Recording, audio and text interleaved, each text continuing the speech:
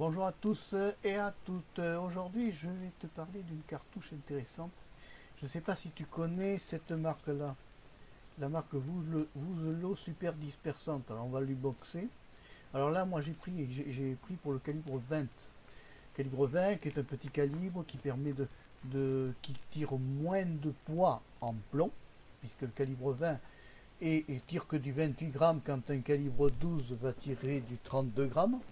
La différence qu'il y a entre le calibre 20 et le calibre 12, le calibre 20 va avoir une gerbe plus serrée et plus groupée qu'un calibre 12. Voilà. Parce que c'est un calibre qui est plus petit, donc qui groupe plus. Donc là, pour cette vidéo, je vais te parler des cartouches à dispersantes. Pourquoi?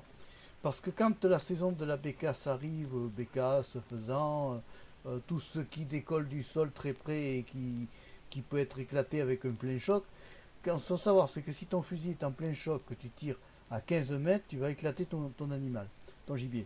Tandis que si tu utilises des cartouches dispersantes, une cartouche dispersante a une portée entre 0 et 15 mètres.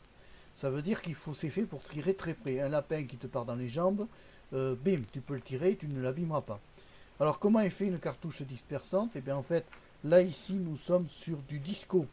Alors le disco c'est quoi? C'est un plomb qui est écrasé et qui permet la dispersion du plomb plus rapidement. Il n'y a pas dans le disco un dispositif de dispersion. Alors tu vois, c'est une cartouche donc à la base de calibre 20. Donc on retrouve ici le petit diamètre du calibre 20. Quand la mise au point voudra bien se faire. Quand tu veux.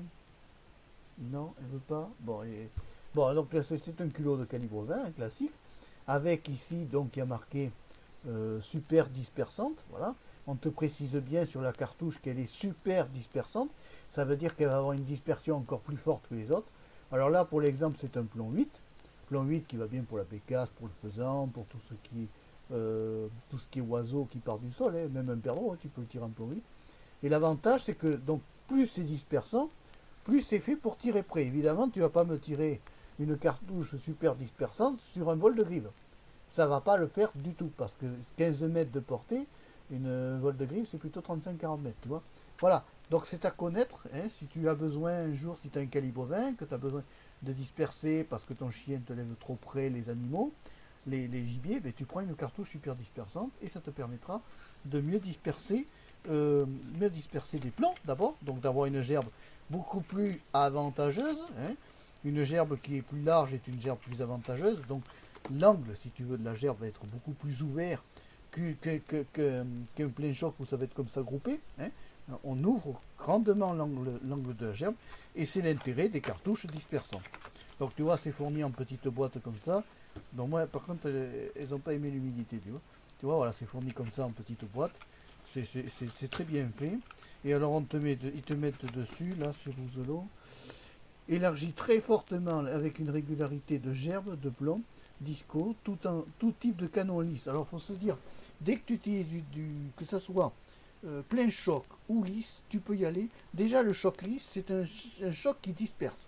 Alors si tu mets en plus une dispersante avec un choc dispersant, tu vas avoir encore une gerbe encore plus large. Voilà.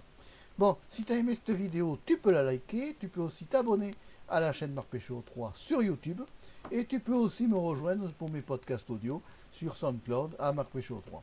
Au revoir, à bientôt, et merci d'avoir suivi cette vidéo jusqu'au bout. Bye bye.